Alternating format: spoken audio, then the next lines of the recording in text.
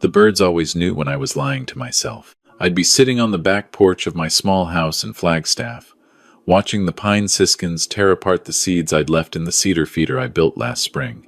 And I'd think, this is enough. This is a good life. The mountain air, the quiet mornings, the smell of wood shavings on my hands. And then the birds would scatter, every single one of them, startled by nothing I could see. And I'd be left alone with the coffee going cold in my cup, staring at an empty feeder, wondering what exactly I was pretending not to feel. I was 63 years old. I had been an aerospace structural engineer for 31 years.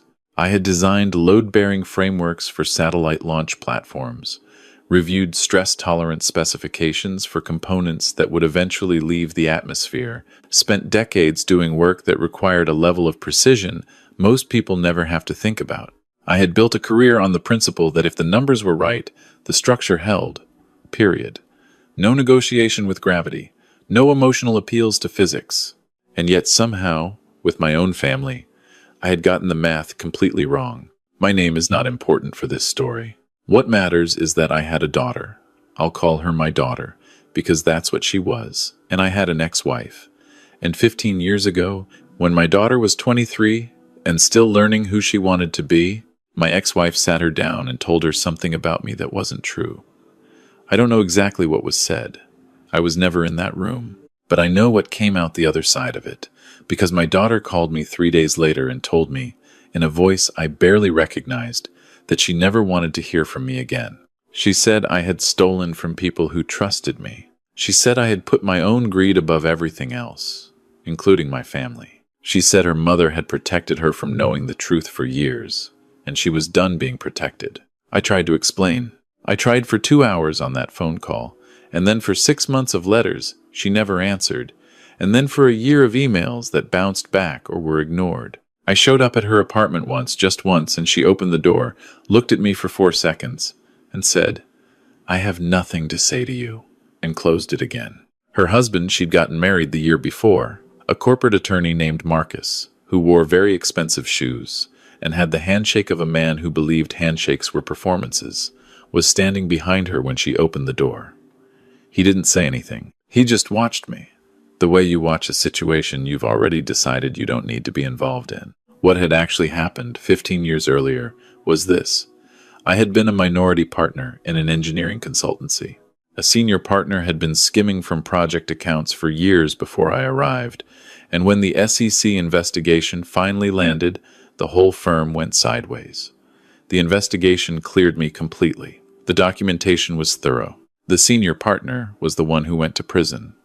My name appeared in the filings as a witness, not a defendant, and I had cooperated fully, and the case closed with my record entirely intact. But the internet doesn't organize itself around nuance. And my ex-wife, who had never forgiven me for a divorce she hadn't wanted, had found a way to tell the story that made me the villain in it. I don't know if she believed it herself. I don't know if she had rewritten the history so many times that it had become, in her mind, the real version. By the time she told our daughter, we had been divorced for 3 years, and I had stopped trying to understand her motivations. I had simply tried to survive the aftermath. But surviving the aftermath is its own kind of slow grief. You don't lose a daughter all at once. You lose her in stages, first the regular phone calls, then the birthdays, then the holidays, then the ordinary Tuesday texts, then finally even the hope that this particular Tuesday might be different. By the time I moved to Flagstaff 5 years ago, I had accepted that my daughter was gone from my life in every practical sense. I still sent a card on her birthday. I still left a voicemail on Christmas morning. She never responded, but I couldn't stop, the way you can't stop checking on a plant you already know has died. So I built bird feeders. I had a small workshop behind the house, nothing like what I'd had in my old life. Just a workbench and a decent set of chisels and a scroll saw I'd bought secondhand, and I spent my mornings in there. I was not a particularly gifted woodworker. The first feeders I made were embarrassingly crude, the joints uneven, the roof lines crooked. But I kept at it. There is something about working with your hands on something that doesn't talk back, doesn't rewrite history, doesn't decide one day that you are someone you are not. The wood is exactly what it is. The chisel does what physics says it will do. The birds that came to the feeders didn't know anything about SEC investigations or estranged daughters or 15 years of silence. They just came for the seeds. I had 6 feeders hung in the yard by the time my daughter's number appeared on my phone. It was a Tuesday morning in November. I was in the workshop, fitting a cedar shingle onto the roof of a new feeder, a larger design, a kind of covered pavilion shape I'd been working on for weeks, and my phone buzzed on the workbench. I looked at it the way you look at something that cannot possibly be what it appears to be. I set down the shingle. I picked up the phone. Her name on the screen. I let it ring twice before I answered. Not because I was playing games, but because I genuinely needed 2 rings to remember how to breathe. "Hello," I said. "It's me." A pause. Her voice was different from the last time I'd heard it. Older, obviously, but also careful in a way I couldn't immediately name. Controlled, like someone reading from a prepared statement. "My mother passed away 4 days ago. I'm calling because there is a will reading at her attorney's office on Friday at 2 o'clock. I was told you should be there." I sat down on my workshop stool. "I'm sorry about your mother," I said, and I was. Whatever she had done, she had been my wife for 22 years. She had been the person I watched movies with on Sunday nights, and argued with about directions, and held hands with at both our daughter's kindergarten graduation and our daughter's first broken arm. She had been a real person, whole and complicated, and she was gone, and I was sorry about that. "The address of the attorney's office is—" "I'm sorry," I said again. "Are you all right?" Another pause. Longer this time. "The address is 4400 North Scottsdale Road," she said. "Suite 320. Be there at 2. And then she hung up. I sat in the workshop for a long time after that. The cedar shingle was still in my hand. Outside, a pair of house finches had found the pavilion feeder and were examining it with the focused attention of small creatures encountering something new. I watched them through the workshop window. One of them pecked at the perch I'd fitted along the bottom edge, testing its stability. Then both of them flew away. I drove down to Scottsdale on Friday morning, left early enough to stop for coffee and to sit in a parking lot for 40 minutes, doing nothing in particular. The attorney's office was in a glass building near the Scottsdale Quarter, the kind of building that costs money just to walk into. I wore the jacket I keep for occasions when I need to look like someone's former aerospace engineer rather than someone who spends his mornings making bird feeders. It was a good jacket. My ex-wife had helped me pick it out years ago. The receptionist on the 3rd floor directed me to a conference room with a long mahogany table and windows that looked out over the city. My daughter was already there when I arrived. She was sitting on the far side of the table, next to her husband Marcus, who was wearing a suit that probably cost more than my truck. She looked at me when I came in, actually looked at me, for the first time in 15 years, and then looked away, at the window, at her phone, at anywhere else. She looked like her mother. She always had. The same sharp cheekbones, the same way of holding her shoulders when she was bracing herself for something. Seeing her was its own kind of ambush. "Dad," she said, without looking at me. It was the first time she had called me that in 15 years. I didn't say anything. I took a seat near the door. Marcus did not acknowledge me. He was scrolling through his phone with the total absorption of a man who believes everyone around him can see how busy and important he is.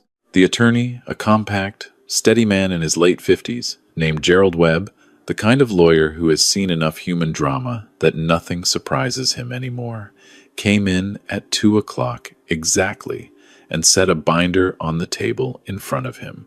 There was also a sealed envelope next to the binder, which he set down separately, slightly apart. The way you set something down when you want to remember, it's different from everything else. "Thank you both for coming," he said. He looked at my daughter, then at me. "This is the will and testament of Margaret Eleanor," and he used her last name, her maiden name, which she had gone back to after the divorce. "I'll be reading the relevant provisions in order. There is also a supplementary item which will be addressed at the appropriate time." He looked at the sealed envelope when he said that. Then he looked back at the binder. My daughter sat forward slightly. Marcus put his phone face down on the table. The attorney read through the opening provisions, standard language about debts and expenses, the disposition of personal items. a small bequest to a cousin in Portland. My daughter received her mother's jewelry, the furniture from the Scottsdale house, the personal photographs and documents. These were the things a daughter should receive from her mother, and I was glad she was getting them. And I watched her face as each item was read, and saw the particular grief of someone receiving things that no longer come with the person who owned them.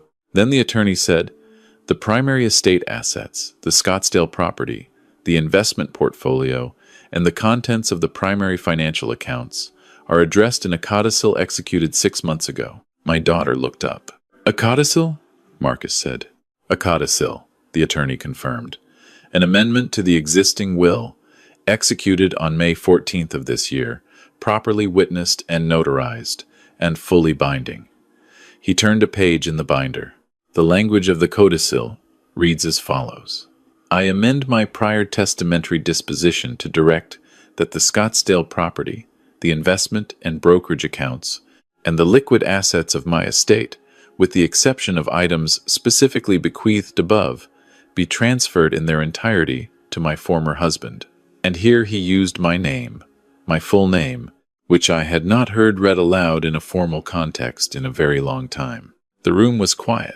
My daughter turned and looked at me. It was the second time she had looked directly at me since I arrived, and this look was entirely different from the first. The first look had been complicated grief and distance and 15 years of calcified feeling. This look was just shock, raw and unguarded, like a window someone had forgotten to close. "I'm sorry," Marcus said, very slowly, in the voice of a man who is not sorry at all, but is choosing his words with professional precision. "Can you repeat that?" The attorney repeated it. "That's the entire estate?" Marcus asked.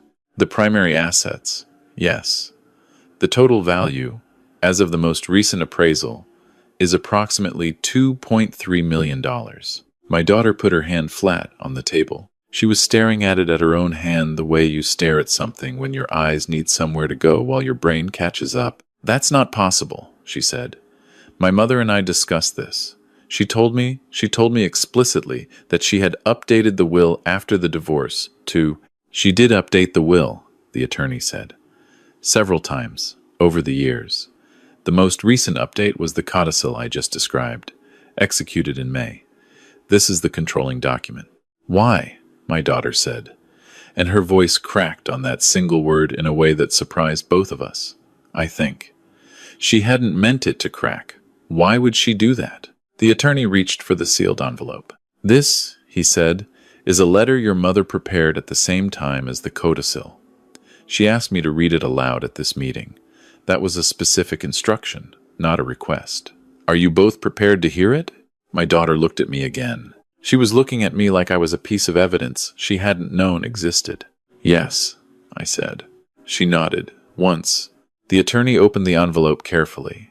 Inside was a single folded sheet of paper, cream-colored, the kind of paper you use when you understand that what you're writing matters. He unfolded it, smoothed it once with his palm, and began to read. "To my daughter, and to the man I was married to for 22 years. I have written this letter many times. I am writing it now because I am 61 years old, and I have learned, too late and at too high a cost, that the things we leave unconfessed do not stay quiet. They live in the walls. They shape rooms we think we're decorating. They outlast us. 15 years ago, I told our daughter something that was not true. I told her that her father had been involved in the financial misconduct that led to the investigation of his firm. I knew this was false when I said it. I knew it was false because I had read the full investigative findings. I found the documents. I understood what they said, and I said something different to our daughter anyway. I did this because I was angry. I had not wanted the divorce. I had not wanted a life that did not include him. And when that life arrived anyway, I made a decision that I have spent 15 years trying not to examine. I handed our daughter a version of her father that she would not want to keep. And she did not keep him. I told myself, for a long time, that this was a gray area, that I had simply expressed my concerns about the situation, that the truth was complicated, that she could have found out differently if she'd looked. I was very good at this kind of telling myself things. I was an intelligent woman who was very skilled at constructing the story I needed to live inside. But here is what I know now, at the end of things. I took 15 years from a father and his daughter. I took them from both sides. I watched our daughter grow up without him, watched her get married without him, there in the way a father should be there, watched her make her life in the space where I had put a lie, and I told myself it was her choice, and it was complicated, and the truth was gray. It was not gray. What I did was wrong. It was wrong the day I did it, and it has been wrong every day since. And I am writing this now because the only thing I can still do, the only repair still available to me, is to say it plainly in front of witnesses, where it cannot be taken back. Her father is a good man. He was a good husband in the ways that matter most. And I repaid that by taking from him the one relationship that cannot be rebuilt from scratch. I am leaving him what I can, because I cannot give him back the years. I am leaving our daughter the truth, because I cannot give her back what she lost either, but I can at least stop being the reason she doesn't know what she lost. I am sorry. I have been sorry for a long time, and I am sorry I waited until I was dying to say it the right way. Take care of each other if you can find a way. That is all I ask. Gerald Webb folded the letter, slowly, along its original creases. He set it on the table between us. He did not say anything. There are attorneys who would have said something, offered a procedural note, moved efficiently to the next item, but he understood, I think, that this was not a moment for efficiency. My daughter had not moved since about the third sentence of the letter. She was sitting very still, the way a person sits when their body has decided that stillness is the safest thing it can manage. Her husband had his hand on her arm, but she didn't seem to be registering it. She was looking at the letter on the table between us, with an expression, I didn't have a word for it. Was not grief exactly, and it was not anger exactly, and it was not the particular frozen look of someone receiving news they always suspected might be true. It was something else, something more fundamental. It was the look of someone watching the floor of a room they thought they knew come away from the wall. She told me, my daughter said, and her voice was very quiet. She sat me down at the kitchen table and she told me she'd seen the documents. She said she'd read everything. She showed me articles. She had printed articles. I know, I said. She said you had. She stopped. She said there were emails. Internal emails where you discussed. There were no such emails, I said. There couldn't have been. I found out about what the senior partner was doing at the same time the SEC did. Earlier, actually, I'm the one who flagged it internally first. That's why I was a witness and not a defendant. I flagged it. That's in the record. That has always been in the record. She showed me. She showed you something, I said. I don't know what. But it wasn't what she said it was. The room was quiet again. Marcus cleared his throat, not because he had something to say, but because he was the kind of man who needed, even in silence, to make a small sound that reminded the room he was present. My daughter looked at him, then back at me. 15 years, she said. Yes. I didn't come to your calls. I didn't. She stopped again. Her jaw was tight. I recognized that expression. I had seen it on her face when she was 7 years old, trying not to cry at her own birthday party when a project she'd worked on for weeks went wrong. She had always hated crying in front of people. She had always hated the feeling of losing control of her own face. I sent your letters back. Most of them, I said. Not all. She looked at me sharply. I kept copies, I said. I didn't know if you'd ever read them. But I kept writing, and I kept copies, and I still have all of them. For the first time since I had walked into this room, my daughter's expression changed into something that wasn't controlled. Her lower lip pressed together once, very briefly, and then she looked at the window, at the Scottsdale skyline, at the flat blue November sky outside. I don't know what to do with this, she said. I know, I said. I built my entire understanding I built decisions around, I made choices about my life based on what she told me. And she exhaled slowly. She just sat there. Every time I mentioned you, every Christmas when I felt guilty for not calling, every time I thought maybe I should reach out, she was right there, ready to remind me. And she knew. The whole time, she knew. I didn't say anything to that. There wasn't anything I could say that would make that sentence smaller. Marcus was looking at his phone again. I noticed this and filed it away in the part of my brain that was still running quiet calculations about what kind of person my daughter had built her life with. He had put his hand on her arm when the letter was being read, and now he was reading email. I was a structural engineer. I understood load-bearing systems. I could see what was carrying weight in that marriage, and it wasn't Marcus. "Mr. Webb," Marcus said, without looking up, "is there a possibility of contesting the codicil on grounds of—" "Marcus," my daughter said. He stopped. "Don't," she said. He looked at her. "Just don't," she said. He put the phone down.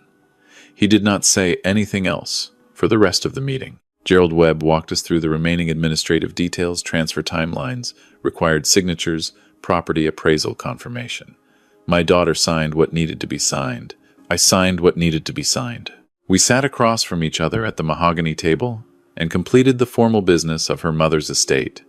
And when it was finished, the attorney thanked us both and excused himself, and Marcus gathered his jacket and briefcase and said something to my daughter in a low voice that I couldn't hear, and she shook her head, and he left the room alone. And then it was just the two of us, in a conference room in Scottsdale, for the first time in 15 years. She was 53 inches tall. I remembered that from her last physical before I stopped being in her life, which was absurd, that I still remembered that, and she was 40 years old now, and her hair had the faintest threads of gray at the temples, and her hands on the table were her mother's hands, the same long fingers, the same way of holding them slightly curved when they were resting. She looked at me the way you look at a photograph of a place you grew up in and then left and then returned to after a long time, trying to reconcile the memory with the actual thing, trying to understand what is the same and what time has changed. "You still have the letters," she said. "Every one." "How many?" 47 letters. 60-some emails. About 100 voicemails, although I stopped saving those after the first few years because I ran out of storage. She made a sound that was almost a laugh, and then immediately was not a laugh. 100 voicemails, she said. I called every birthday, every Christmas, a few times for no reason. I paused. I called when the Cardinals made the playoffs in 2015 because you used to watch football with me on Sunday afternoons, and I just thought I'd call. She closed her eyes. "I thought I was protecting myself," she said, "from someone who had— I know what you thought. And now I find out that the person I was actually protecting myself from was—" She stopped, opened her eyes, looked at the window again. "She's gone. I can't even—" Her voice broke slightly on that, and she pulled it back. "I can't say anything to her. She's gone, and I can't even ask her." "I know," I said. "How are you?" She turned to look at me directly. "How are you not angrier right now? How are you sitting there like this?" I thought about that for a moment. I thought about the workshop in Flagstaff, and the cedar shingle I'd been fitting when she called, and the house finches that had come to examine the new feeder and then flown away, and the 5 years of mornings I had spent with my hands in wood shavings, building things that the birds came to use and then left. "I've had 15 years to be angry," I said. "I've already done most of it. I did a lot of it before I moved to Flagstaff and built a workshop and started making bird feeders, which is a strange sentence to say out loud, but it's true." "Bird feeders," she repeated. "I'm not very good yet. I'm getting better." You built a workshop and you make bird feeders. And I drink coffee on the porch in the morning and I watch the birds come use them. And in the afternoon I drive into town sometimes, and there's a coffee shop there that has a good chess club on Wednesdays. And it is a small life, but it is a real life, and I built it out of what I had, which is what people do. She stared at me. "I don't know you," she said, and she didn't mean it unkindly. She meant it literally. "I don't know who you are anymore. I have a memory of you from when I was 23 years old, and then there's this you, now, sitting here, and I don't know what's in between." 47 letters, I said. 60-some emails. A lot of it is in there. She was quiet for a long moment. Then she said, very carefully, Would you send them to me? The copies." "I'm not." She hesitated. "I'm not saying I'm ready to. I don't know what I'm ready for. But I would like to read them." "Yes," I said. "I'll send them." She nodded. She gathered her coat and her bag. She stood up, and I stood up. And we were standing on opposite sides of this table, in this room where her mother's voice had just echoed around us both.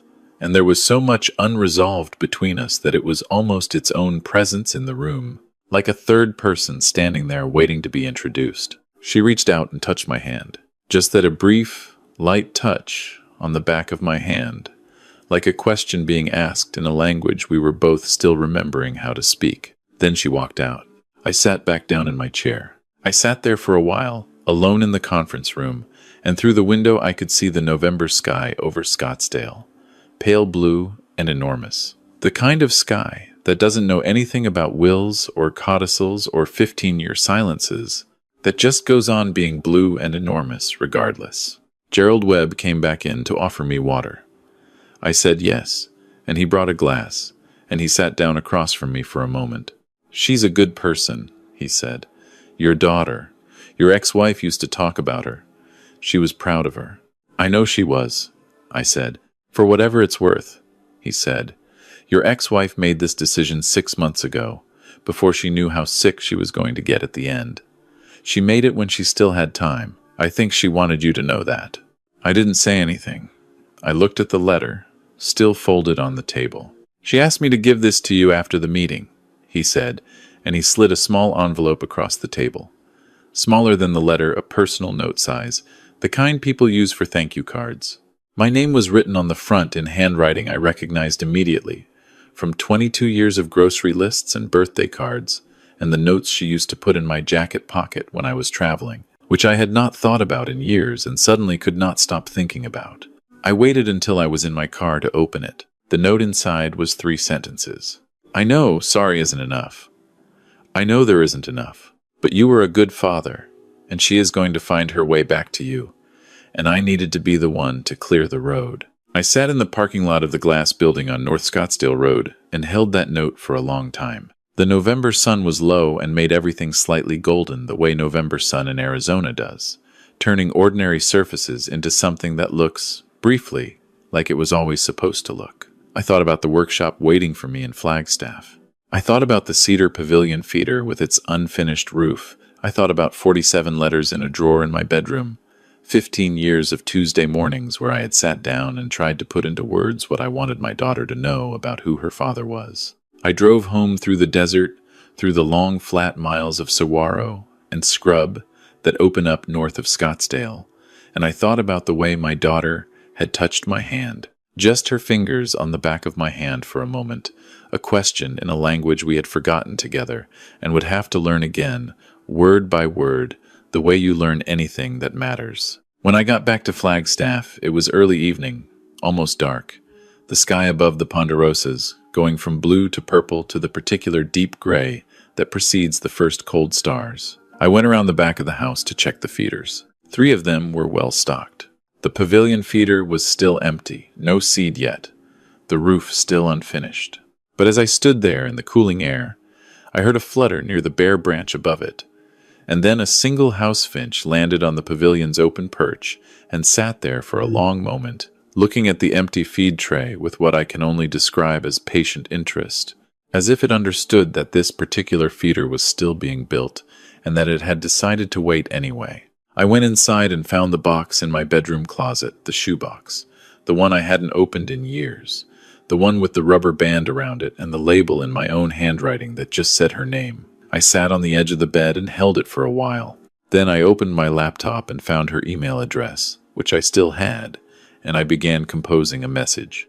"I'm home," I wrote. "The box is here. I'll scan everything this week and send it in batches. There's no rush. Take whatever time you need. I'm not going anywhere." I read it over once. Then I added, "Also, there's a coffee shop in town on Wednesdays. The chess club is friendly to beginners, just in case you're ever up this way and don't have plans."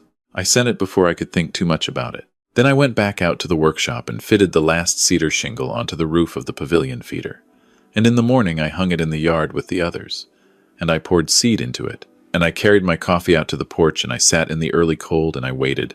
The birds came, the way they always do, first 1, then 3, then a small flock of pine siskins that descended onto the pavilion feeder in a burst of quiet wings, taking and giving and taking, filling the yard with the small, precise sounds of creatures who do not think about the past or the future, but only about this branch, this seed, this morning. My daughter emailed back at 11:14 that night. I'll come in the spring, she wrote. If that's okay, I'd like to see the feeders. I read it twice. I set down my phone on the workbench next to the chisel I'd been cleaning. Outside, the November night was cold and completely still, and the feeders hung in the darkness in the yard, patient and full, waiting for whatever would come with the light. If this story moved you the way it moved me to live it, if you've ever lost someone to a lie that outlasted the truth, I hope you'll stay a while. There are more stories here. Leave a comment below. Tell me what you're carrying. You'd be surprised how many people are out here carrying the same thing. And if no one has told you lately, you were a good father. You were a good mother. You were a good person who got handed a crooked story about yourself and kept going anyway. That counts. That has always counted. Subscribe if you want to hear what happens next.